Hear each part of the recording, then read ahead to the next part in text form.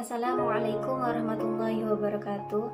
Perkenalkan, saya Fatimatur Rohmah dari Prodi PAI semester 5B Institut Agama Islam Al-Falah As-Sunniyah.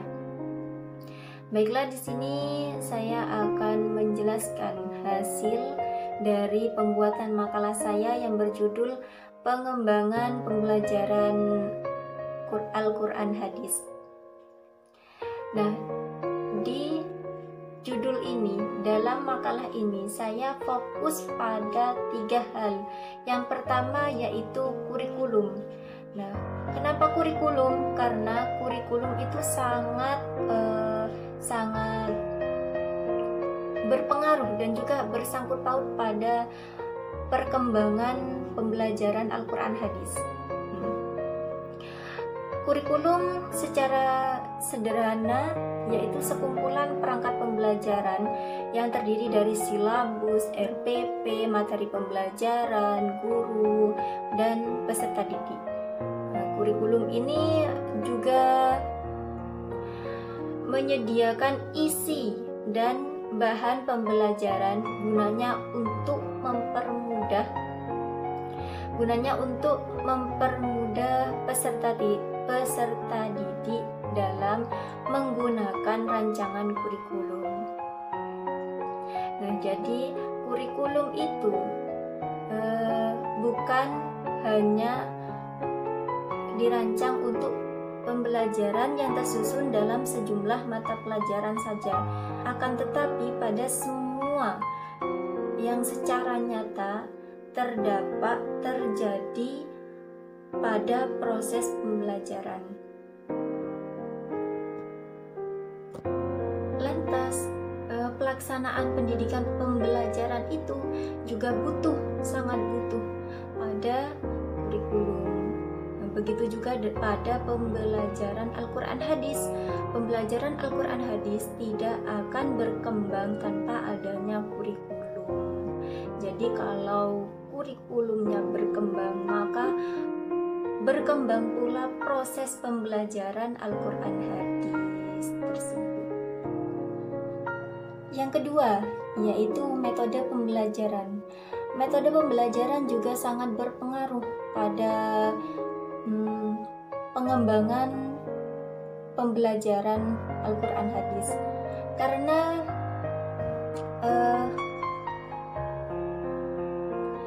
metode itu sendiri gunanya untuk mempermudah peserta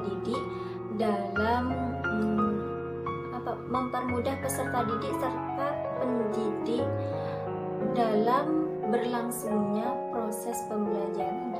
Jadi metode itu juga sangat berpengaruh pada perkembangan proses pembelajaran Al-Quran Hadis. Nah, apabila metode perkembangan Al-Quran Hadis itu tidak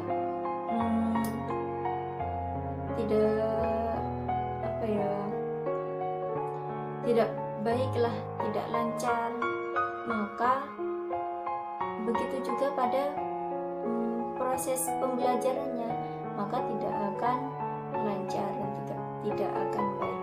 Nah, yang terakhir yaitu strategi pembelajaran.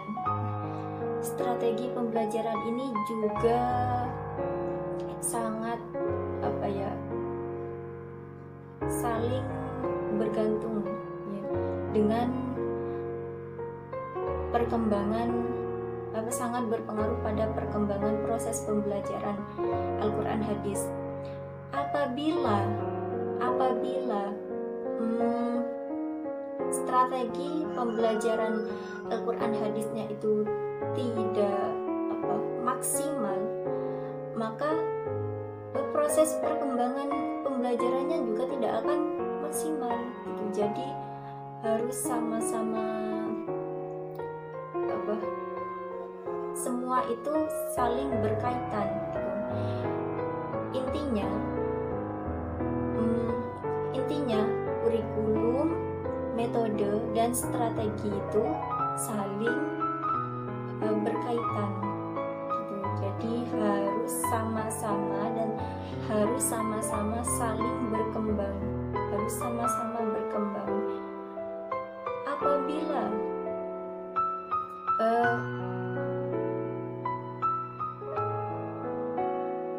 ada salah satu yang tidak berkembang, maka proses pembelajaran itu tidak akan maksimal.